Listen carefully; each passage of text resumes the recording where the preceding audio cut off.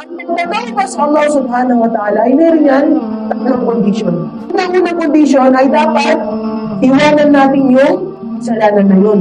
Hindi pwede na nagsisigarilyo ka sabi, Allah, patawarin mo ko ya Allah. Ay bago magbalik loob, kailangan na iiwanan mo yung kasalanan na yun. Kaya tinatawag, tubu ilallahi taubatan nasuha. Ang tawbah pagbabalik loob na sincere, na taos puso na balik loob. Kaya pag taos puso na balik loob, iiwanan mo yun. Iiwanan mo yung kasalanan muna. So ngayon ginawa mo na, iniwan mo na yung kasalanan.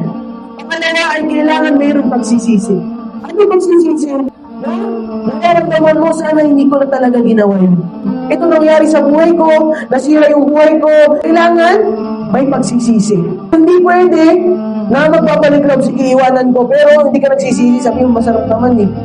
Tapos pangatlong condition, kailangan sabihin mo sa sarili mo na hindi mo na babalikan. Alagay mo sa puso mo, level ko, gagawin ulit yun. Hindi ko na uulitin talaga. Iniwan ko, nagsisi ako, ngayon hindi ako babalik doon. Na-fulfill mo yung condition ng tawbah. Pero paano kung meron kang ginagawang masama sa ibang tao? Meron pang apat na condition yun.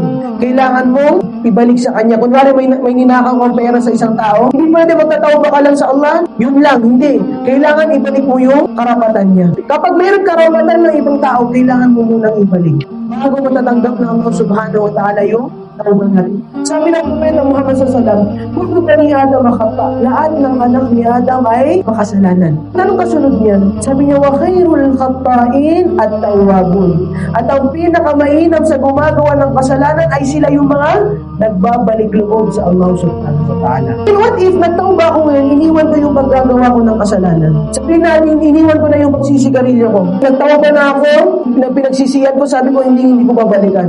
Ngayon, paglipas ng isang buwan, damit ko ulit yung mga kaibigan ko. Biglang kasama ko sila, lahat sila nagsisigarilyo.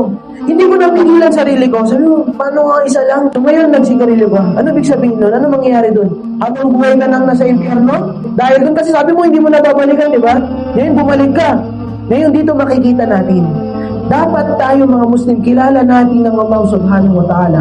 Kabilang sa mga pangalan ng Allah subhanahu wa ta'ala at tawwab. Paano ibig sabihin ng tawwab? Ay tinatanggap niya yung tawbah ng mga tao. Pinapatawad niya mga tao. Pero ang tawwab, ibig sabihin ng tawwab ay paulit-ulit niyang pinapatawad. Paulit-ulit niyang tinatanggap ang talaga ng mga tao. So kapag nagawa mo ulit yung mali, ano gagawin mo? Ay magtawbah ka ulit. Kaya sabi ng Propeta, wa khairul khata'in at tawwabun.